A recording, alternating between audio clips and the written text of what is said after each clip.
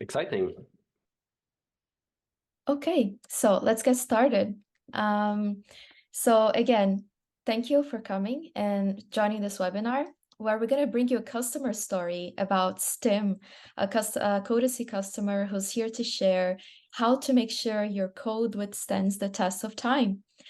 So very quickly, Stim is a collection society of composers, authors, publishers.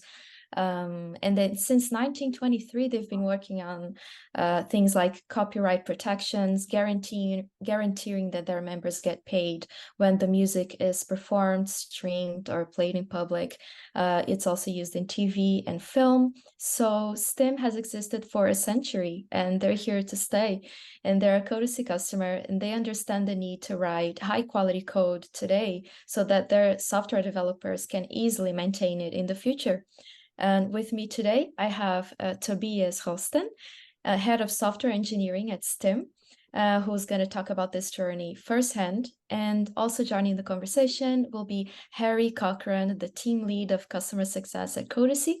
I'm Eloisa. I'm just here to quickly introduce the session. And oh, sorry. Is music randomly playing now? I hear nothing. No, all good. Great. It's a good thing you don't hear it. I just started playing music for some reason. Okay. Hold on. Okay. Sorry, 1 second. We're back. Quick technical glitch. So like I was saying, just a couple of notes before we begin is we'll be recording this session. And so if you happen to miss any of this discussion or you want to revisit, share this story with your team later, you can. And so we'll be sharing a recording with you very soon. And you can always participate in the conversation by using the chat and also the Q&A button here. Feel free to ask any questions that come up throughout this discussion, and we'll be happy to address them near the end. But now I'll just let our speakers introduce themselves, and how should we start? Awesome. Yeah, thanks for the introduction, Eloisa. As Eloisa's mentioned, I am customer success team lead at Codacy. And I'm very happy to have Tobias with me today. Perhaps, passing it over to you quickly, just to introduce yourself as well, Tobias. Well, first of all, let me just say that I'm very impressed with your pronunciation of my name. It always gets butchered. So, so I'm the head of software engineering at Stim. Been there for almost 6 years now, and we are, Eloisa covered it all. We've been around for 100 years. It was a good party last year, celebrating that 100-year anniversary. So as you can imagine, we have a lot of legacy code, a lot of old tech that are still running very well, but needs to be maintained. So there's a set of unique challenges around what we are doing. And at the same time, we also collect money to pay to our members, over 100,000 members. And we want to be as price efficient as possible, so cost efficient as possible, so that we can pay our members as much as possible. So those are the big challenges that we are wrestling with. Yeah, thanks for that background. That's really useful. And I think perhaps that leads us naturally into, one of my first questions, which was going to be, could you tell us a bit more about, why you adopted Codacy initially?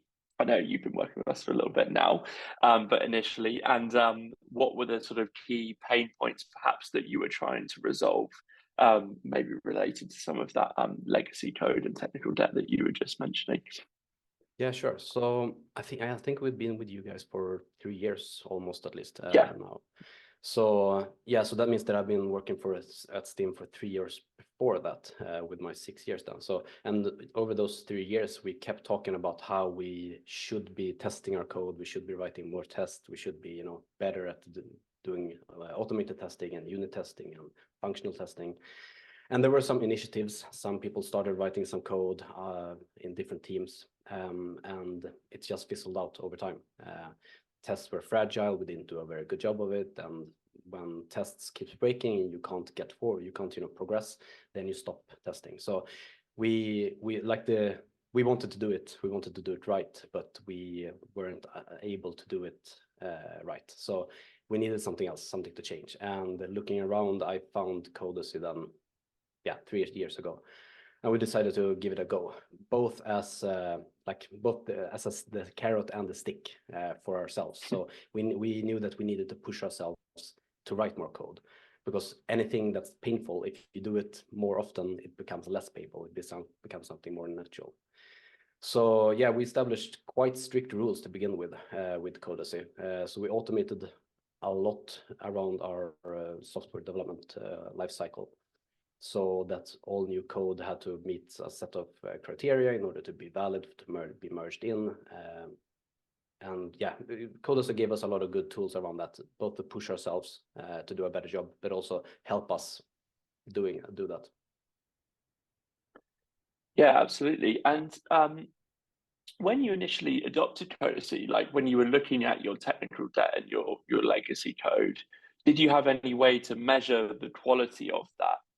Or was part of adopting Codacy getting that kind of visibility on, your code base and where you stood at that time? No, we have no visibility. I mean, so we are around 20 engineers today, broken up into various feature teams and platform teams and infrastructure. So within the different teams have different strengths, and some were really good at it, and they knew exactly what kind of test coverage they had and what kind of issues they might potentially have in their code.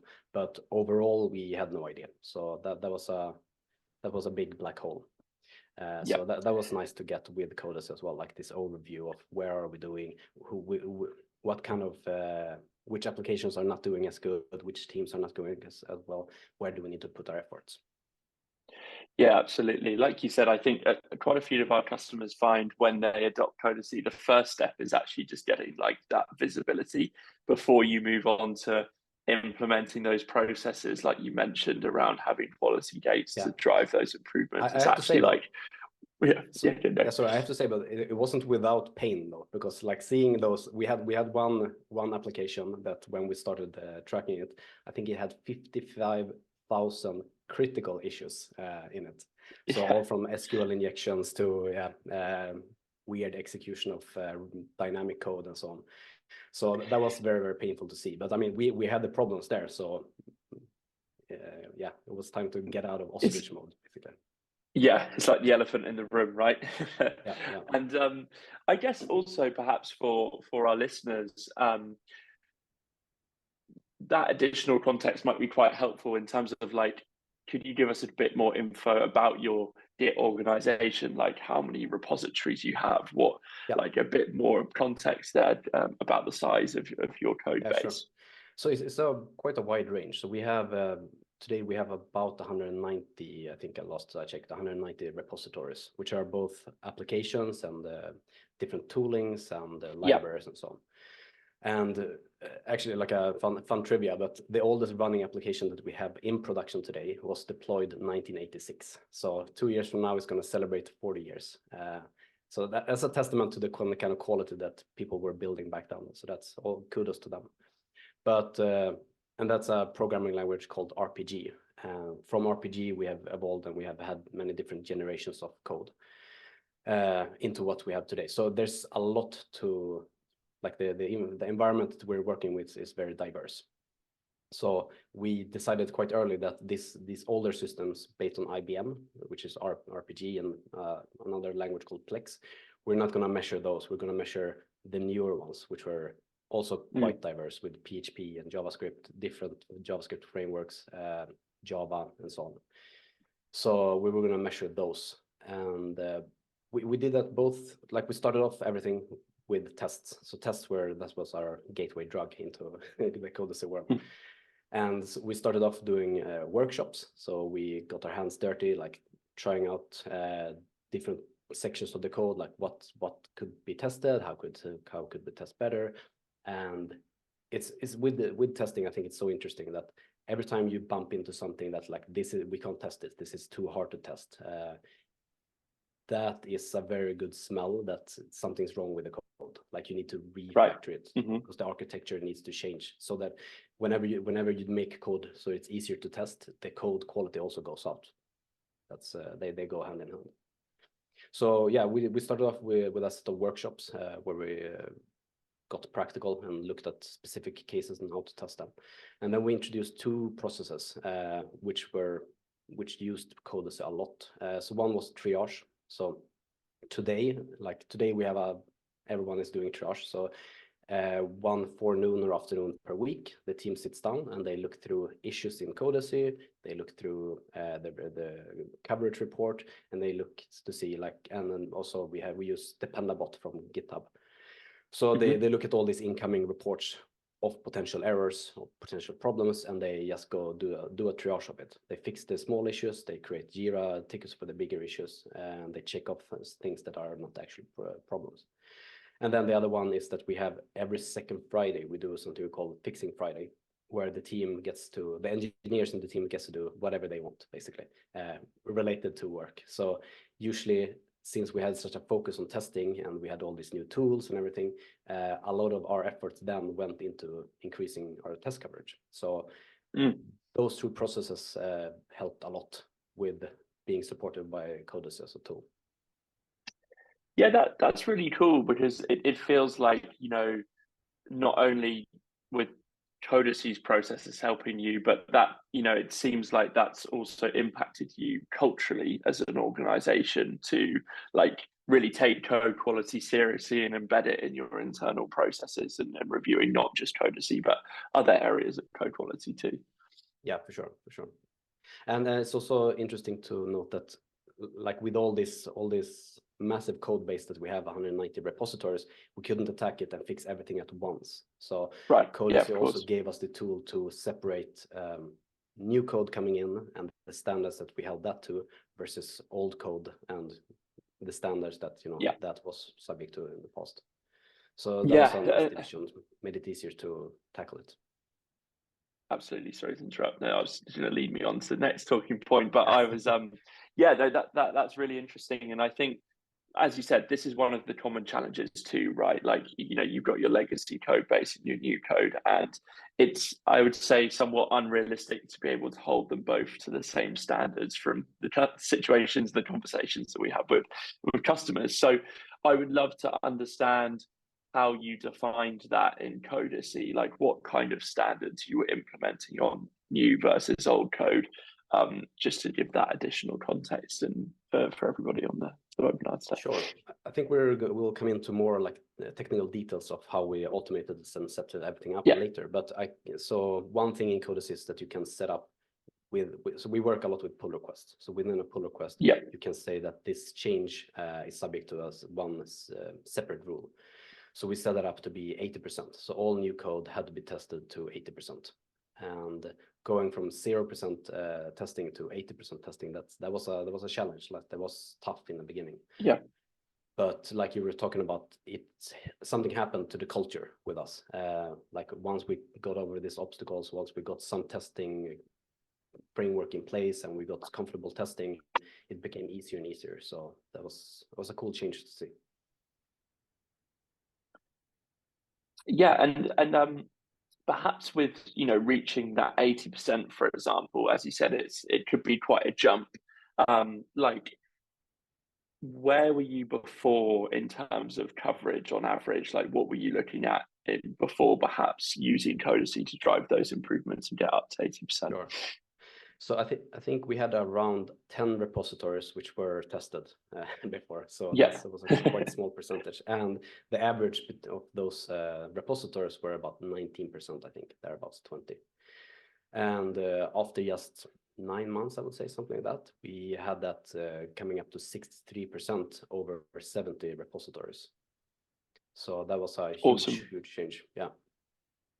Yeah, that's really cool to hear. Yeah. And I think that's one of the things that's really helpful in Codacy is it gives you that visibility, but also as you've mentioned, through the implementation of quality gates, you can drive those incremental improvements in code quality. So from when we look at those different results, it seems like a massive jump, which it is, but it's actually driving those incremental changes over time to get those results. And perhaps that also leads me on to another question: is when you're looking at that improvement in coverage, Were there any specific features or areas of Codacy which were particularly helpful for you achieving those results and driving? I know we've spoken about the quality gates. Like, is there anything else that's helped your developers sort of test their code better, for example, or understand where to improve their tests? Yeah, sure. So you mean specifically with coverage? Yeah, exactly. Yeah. So with coverage, we have, I feel that we have matured a lot during these past years. That initially it was the right decision for sure to focus on code coverage, and like if you are below 60%, for sure get that percentage up. That's the most important thing. But as you go beyond 60, 70, 80, it becomes less and less important each additional percentage. But then it becomes more interesting, I think, to see, instead of how much we're testing, what we're testing. So Codacy now gives us that in. So we have actually removed this this gate, like this 80% requirement since then, because some changes, they are nonsensical to cover with a test, and then it's just, you know, a show for the gallery. So it's not very good. Yeah, so instead the Codacy now gives us the feedback on the change that we're trying to introduce and which lines of code within that change is being covered. So then the developer, we use a framework we called ship, show, check. So for each change, the developer is responsible for deploying it to production, like taking it all the way to production. And each change, the developer decides whether this is something that we just ship, like it might, I'm changing the color of a button, for example. Or if it's something that I want to show my teammates that this change has happened, so they know, you know, how the code base is evolving. Or if it's something that we need to check, like I want to invite my teammates to do code review. And we try to do more checking than showing, more showing than shipping. And like being able to see this change and in regards to how much is being covered in the change has been a game changer, I think, because then it's very easy to see that, okay, this doesn't have a lot of coverage, but you know, we covered the important things, so we're good with that. So let's ship that. Absolutely, and yeah, as you said, being able to like quickly identify the gaps and understand, you know, where you can quickly add those tests. Okay, that's really interesting. Thanks for sharing that. You know, it sounds like Codacy's been particularly helpful for driving those coverage improvements. One of the other things I wanted to understand is there like other areas of code quality that you've seen Codacy drive a positive impact on. So we've spoke a bit about technical debt and the coverage, but are there other areas that you've seen Codacy particularly helpful in terms of driving, you know, improvements in code quality? Well, as a side effect, I think. So with this triage that we're doing and this fixing Fridays, we make it very easy to just jump in an application and do some fixes. And we've had some applications that were this type that no one wanted to touch. Like whenever you got a Jira ticket assigned to you to fix this old system, you were like, okay, I'll quit my job rather than fix this up. But having these processes in place where you get a bite-size problem, like fix this problem, fix this formatting, or fix this, adds a test to just, you know, check this thing, then that kind of grew some responsibility and ownership within the teams. So that was very interesting to see how that changed teams from being like, you know, not wanting to touch these repositories with a stick to being like, these are our repositories, they are really good, we are proud of them. So that was cool and unexpected. Yeah, absolutely. And you referenced having, like, when we were discussing technical debt, quite a high amount of critical severity issues. Is that something that you've been able to reduce, or how have you tackled some of those like higher priority issues and resolving them and removing from your code base? Yeah, so actually that one repository I mentioned that had 55,000 critical issues. 55, yeah. I'm hoping to delete that whole repository very soon, at least this year. So we're replacing it. So we had to do that for a series of applications, deciding that these, we're not going to change them, we're going to replace them within a year or two. So they are as they are. but then the other ones for sure, that when you can see that you make progress. So one other thing that I did, well, backing back a bit. So starting out with Codacy 3 years ago, I noticed there were quite a lot of, in Swedish we call it child diseases, like, a product is very new and there are edge cases that had been thought about. That has for sure matured a lot, but in the beginning there were some things that were not present in the product in Codacy. So for example, I had to create my own. I made a little program that fetched data from Codacy and then presented it in a dashboard that I created myself, so that I could get some reporting that was not in the application, which are there now. And now I kind of lost my train of thought here. I don't know where I was going with this. What was the question again? No worries.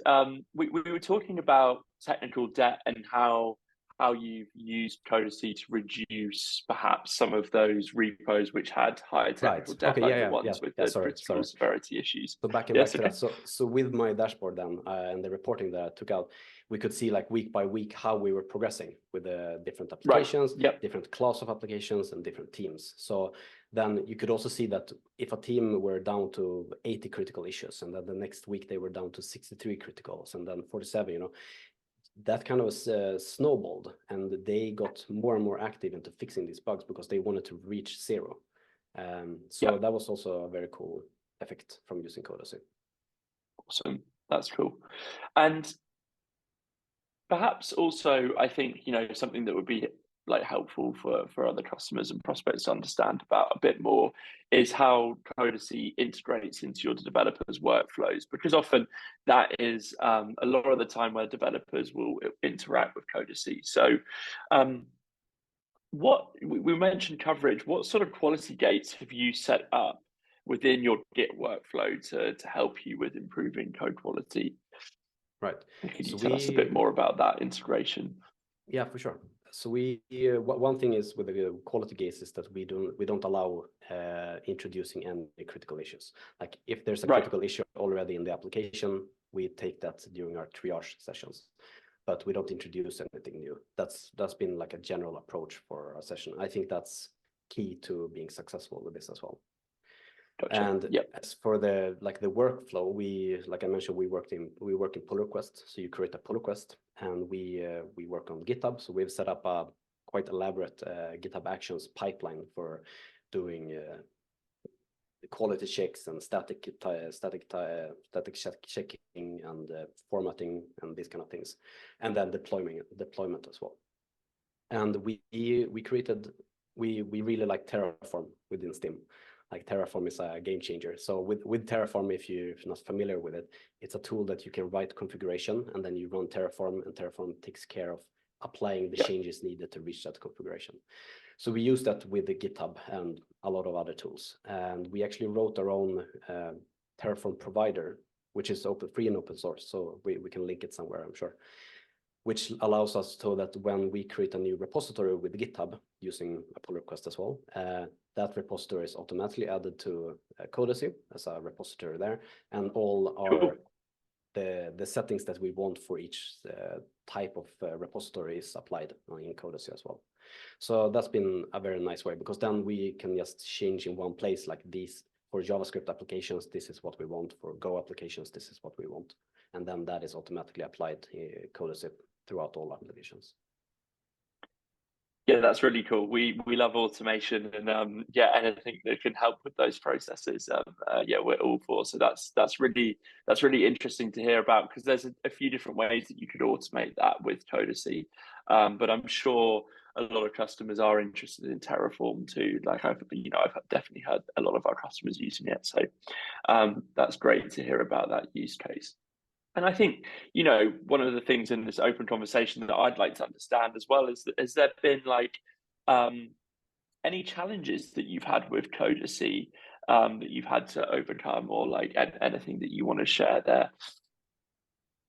Well, there's this reporting that I told you about. So initially we couldn't get the reports that we wanted from Codacy, but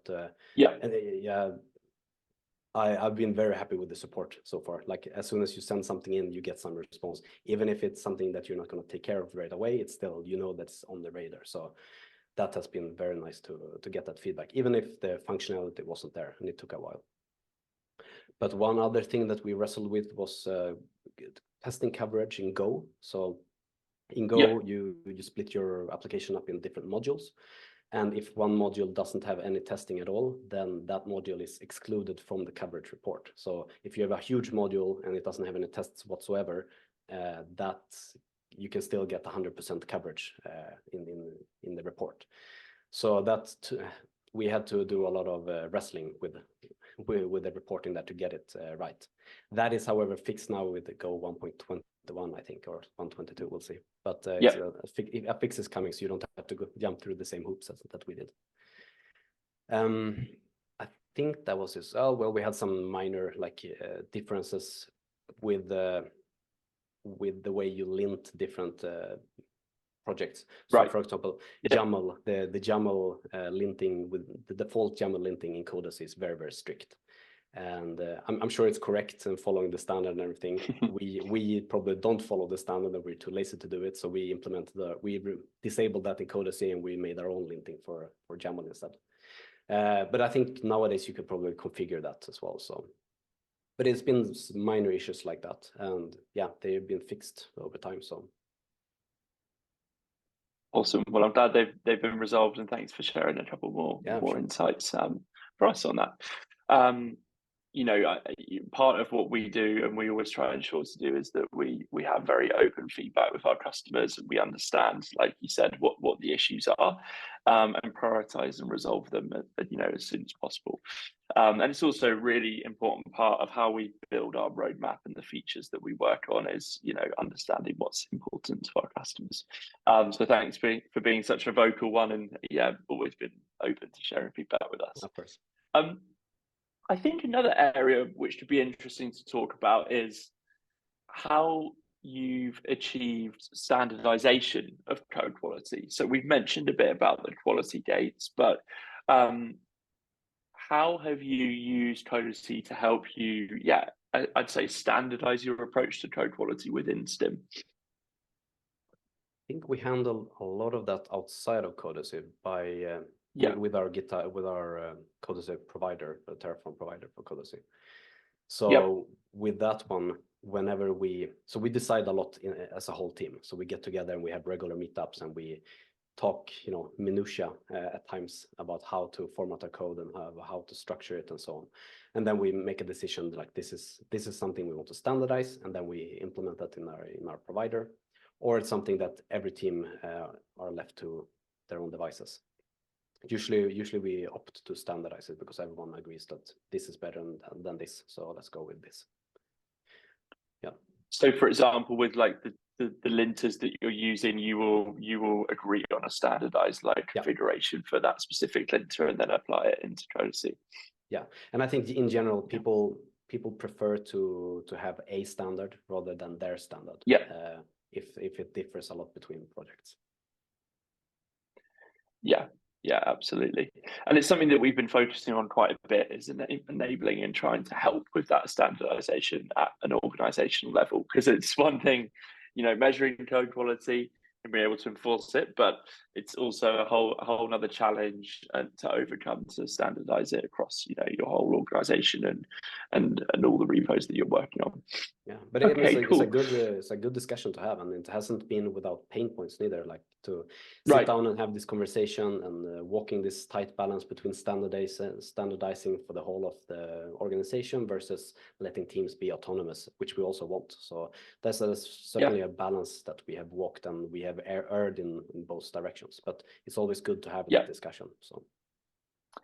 Yeah, absolutely. It's not just one size fits all, as you said. Like, you might have this baseline standard, but you want to customize things that, are not as relevant for a specific repo or for a developer. So, I absolutely understand that. And I guess, another thing, like when you're having these conversations around standardization with your developers and having those those meetings, are there any resources you use to help guide how you approach the standardization of the linters or other areas of code quality? Are you using any resources to guide best practice, or is it really just like a conversation between like the stakeholders and developers in the team? Maybe I'm very happy to have a team where people are like very passionate about coding and really good at coding and very into it as well. So it's usually enough to mention that we have this problem here, YAML linting, for example. Let's talk about it next week during our team meeting, and then we have our team meeting, and then a lot of people have been diving into the standard and looking up various ways to lint YAML code and so on. And then we can very easily just decide on a standard or decide not to standardize. Gotcha. Okay. So that's a really good overview of, I think the history of your journey with Codacy, of, why you adopted it and how you've seen, it drives some of these helpful improvements over the course of your time with us. I guess what would also be really cool to understand is like, what's next for you? Like, what are your priorities going to be as a team, and perhaps also related to code quality going into this year and beyond? Yeah. So, well, one thing is, like I mentioned, we have some customized linting and static analysis, which now now either we are able to do it in Codacy or Codacy is able to do it. So, and I'm a big fan. I rather delete code than write code. I think that leads to better, more maintainable systems. So I would love to delete those parts of our pipeline and move those controls entirely into Codacy. That would be nice.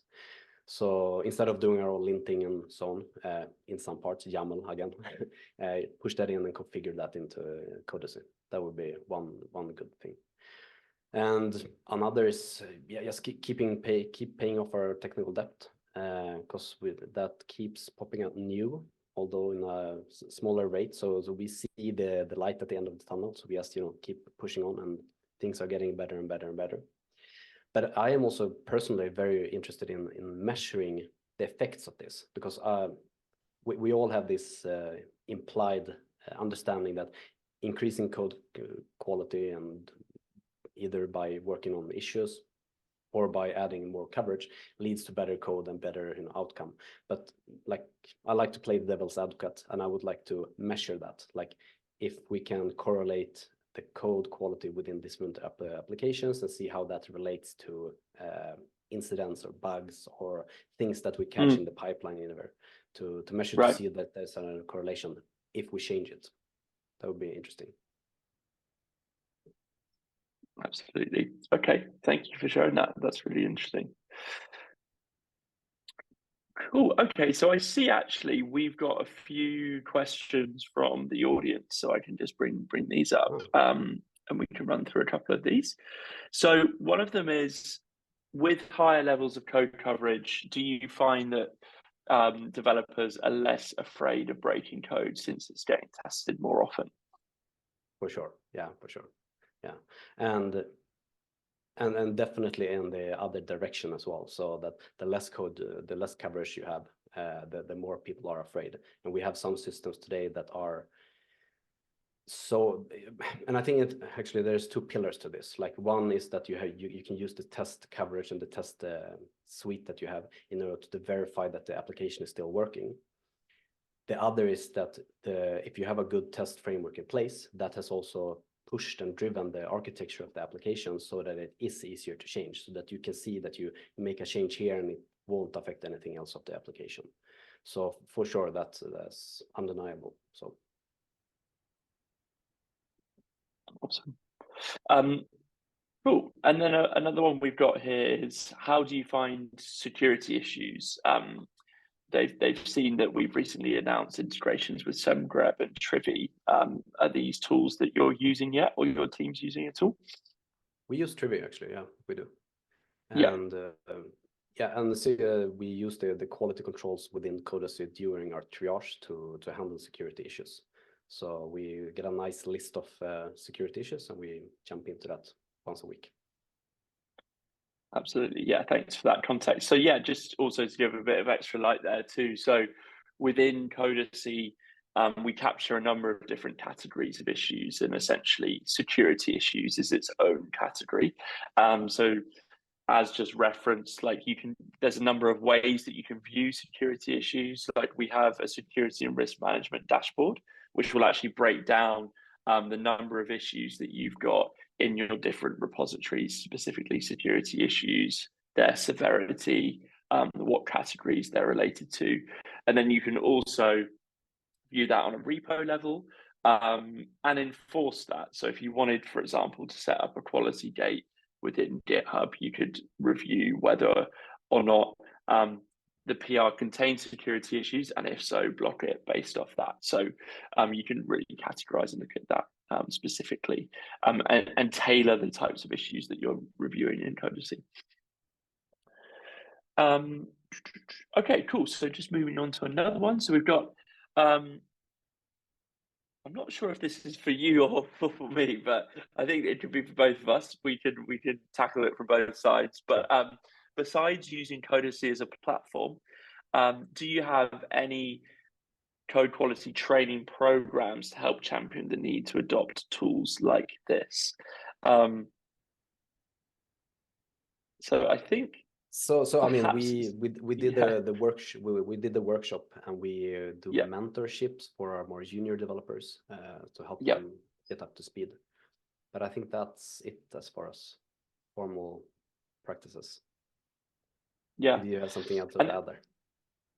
Yeah, I was going to say, Eloisa, do we have any other programs that our customers or attendees today should be aware of to help with training for code quality specifically beyond the actual, Codacy platform itself? Yeah, we have a range of resources, like completely free resources that anyone can access from the Codacy website. So if you visit our website and go to resources, you'll find a variety of not only webinars like this, but white papers about code quality and how that can all be implemented into your development workflow. We are constantly sharing documents and articles as well. If you watch for I would say watch for the Codacy blog, where new articles come out every week. So this is where we really like to share our best tips on how you can improve code quality within your team, how you can implement a more quality-centered culture, tips for managers, tips for software engineers. So I think you'll find a lot in there. Awesome. Thanks, Eloisa. And perhaps we can drop a couple of links in the chat there as well to direct people to those resources. Yeah. Awesome. And then we've got one final question here. So, and I think this is more related at the moment to Codacy and myself. Have your customers or your business in general felt the impact of high code quality? Yeah, I mean, absolutely. I think customers adopt Codacy at different stages in their life cycle and journey of code quality. But I think, as we were sort of referencing before, once you've integrated Codacy, one of the first key things that it helps you do is really understand what the code quality of your organization is. And then another really key impact that Codacy drives and key interaction for our customers and developers is that it allows you to set up these quality gates within your developer workflow with our Git integration. So across GitHub, Bitbucket, and GitLab.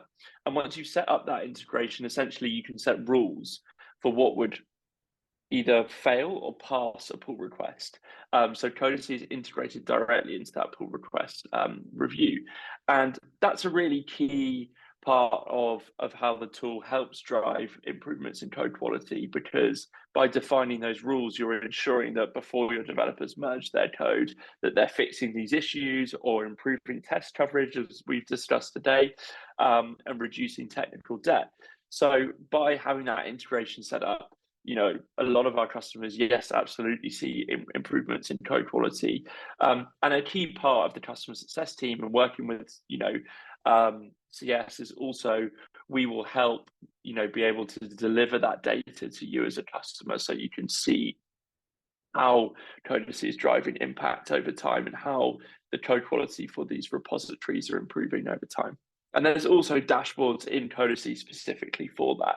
So when you've added a repository to Codacy, you've got a quality evolution chart, and essentially across the key metrics that we measure, that helps you understand over, for example, a 3-month period, how your code quality has been improving for that specific repo. So I will just add to that a little bit about absolutely, please. Something that I've learned throughout this journey is that initially adding like these strict controls that you can't merge unless you fulfill these requirements. That was a great way to get started, and especially I think for junior developers could be good as well. But then as you mature in your testing experience or skills, that can be more of a blocker and more frustrating than it gives benefits. So it could be a nice thing to think of it in different stages, like in one stage one approach fits, in another approach fits, whereas where you give more feedback to the developer, like this is something that you might want to think about, but give autonomy to the developer to decide that for him or herself. Absolutely, absolutely. And we've got another question here. And how about for Stim's customers specifically? Like, have your customers experienced benefits of having higher quality code since you've been improving and focusing on the last few years? It's a good question. I don't have a measurement for that, and we still have incidents. It's not like we've gotten rid of all problems by starting to increase our code coverage. But I can say that the applications that are better covered with tests, they feel easier to change, and we can adapt better to changing requirements. And when we get user feedback that we want to take this in that direction instead, we can more easily change it. So we 1 year ago, actually, we had a panel discussion about modern technology, and one thing that came out from that was that the definition of modern technology is that it's tech that meets today's requirements, and it's changeable easily so that it can meet tomorrow's requirements as well. And getting our code coverage up has for sure helped with that, and that is benefiting our customers today. Awesome. Being an engineer, though, I would like to have a specific quantifiable measure for that, but I don't. Yeah, it's challenging. I guess some of the things we could look at or could consider as like reliability or faster experience, that kind of thing, usability. But yeah, as you said, I think that's what I mentioned as well. I'm interested in looking at correlating these kind of quality metrics with effects. Absolutely. So I'll get back to you on that. Cool. Okay, have we got any other questions from the audience at all? Any other topics that we haven't covered today that anyone would like to discuss or hear more about?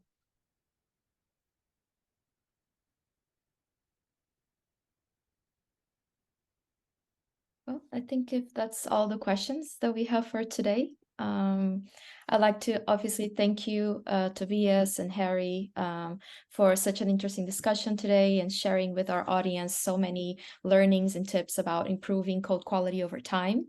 And also, big thanks to everyone in the audience for watching and sharing all these questions with us. And if you're interested in learning a little bit more about Codacy, we actually have a product showcase coming up in just a couple of days. You can easily register on our website. I'm going to drop the link here in the chat.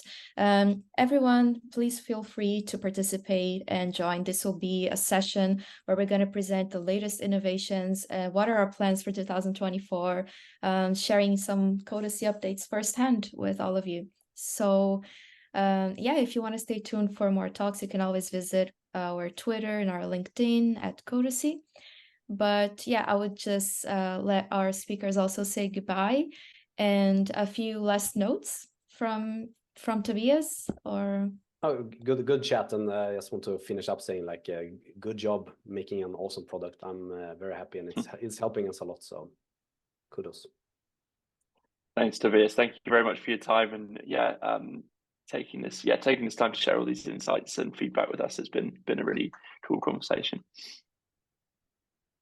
Okay. If that's everything, we'll see you. Hope to see everyone very soon again. Thanks again for coming, Tobias. And have Thanks a for having lovely me. afternoon, everyone, or morning or night, depending on where you are. Take care, guys. Cheers, guys. Thank you very much. Bye-bye. Bye-bye. Cheers.